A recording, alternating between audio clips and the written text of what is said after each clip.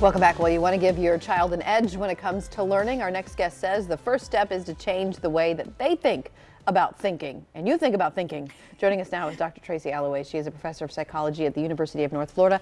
It's good to see you. Good to see you, Casey. Okay, so how do we give our children an edge, and what age group are we talking about here? You can start as young as 5 or 6 years of age, and it's this process, first of all, known as metacognition. And that's simply the way that we're aware that we think, or we're aware of how we think. And a lot of times children, even college students, aren't really aware of how they think or how to think effectively. And so with a few simple tweaks, we can help children be more aware of this. And you say a couple of things you can do is ask your child true or false questions. Yes. Right? So we're starting at Yes. 5 or 6. So you say true or false. You can learn new things, but you can't really change your basic thinking level. True or false. And that's something you're asking the kid. Yes, so we did this actually in schools in Duval County. We went in there and we asked young children these kinds of questions. So go ahead and ask the second question. Okay, the second question is true or false. No matter who you are, you can greatly change your thinking level. So those two statements reflect two different ways of thinking about thinking. The first is known as a fixed mindset, where I can learn new things, but I can't really change my basic level of thinking. And this kind of child is more set. They feel like this is it. You know, if this is as much space as I have in my brain, that's it. I can fill it with new information, but I can't kind of expand those boundaries.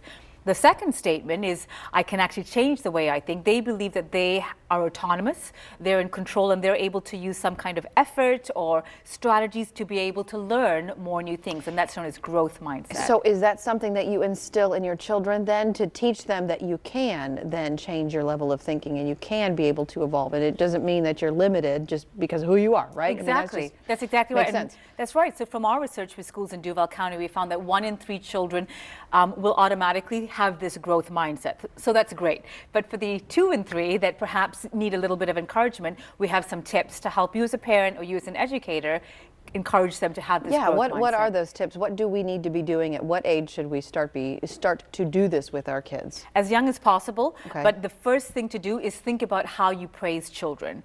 So instead of saying you are so smart, because this goes back to this fixed mindset, which is I'm fixed, this is as much smarts as I have right here, or as much smarts and so on. Praise them for their effort. Like, you tried really hard, I see what you're doing here, or I really appreciate how much work you're putting into this activity here. So that way they see that it's not about what they're fixed with, but their effort, that they can actually grow those parameters. That they're in control, exactly. And they can make a difference based on the level of effort that they put into something. That's exactly the right. next one you say is add a word. Yes, I love this too, because you know it's so easy to say I don't know this, or this is so hard, I can't do this. And so by adding the word yet at the end of that, I can't do this yet, it can reshift their thinking that is true right now. Maybe I'm having a hard time with this math problem or reading this paragraph, but I can learn, and again that's back to that growth mindset, that I can learn how to do these things. Just the power of one word at the end of Yes. each sentence. You can do it, it's just going to take time. You'll learn. Yeah, okay. Exactly. And the third one you say is reframe to be solution focused. Yeah, and again, this is very common with children, and I work with gifted children sometimes too, and you see this, that gifted children are very perfectionistic.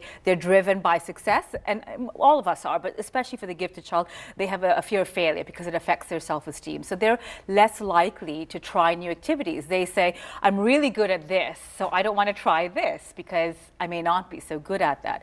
So oftentimes they will have some negative self-talk like, oh, this is so hard, I can't do this. So instead of using that kind of language, we can encourage them to change that and say, what strategies can I use? This is hard. What strategies can I use? Or how can I have a goal to accomplish this? So instead of focusing on that negative aspect, kind of overcome that by being solution focused and goal oriented. Yeah, it's speaking the positive, right? Yes. It's trying to be, you know, trying to get them to do more without limiting. Exactly. Like you said, it's a fixed V variable. It's interesting stuff. And it is a self-fulfilling prophecy too. If they feel like they can't do it, and we see this, you know, with girls. I was just speaking.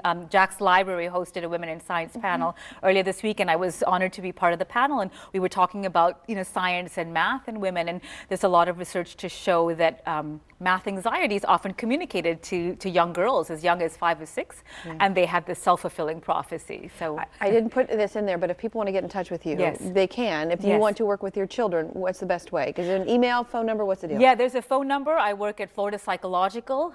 So look on my website, tracyalloway.com, and I'd love to hear from you. Yeah, work with kids of any age, yes. any range, and just to get a good assessment. Good to see you, Dr. Holloway. We appreciate you. For more information, you can always head to her website, which is tracyalloway.com. We will be right back right after this break.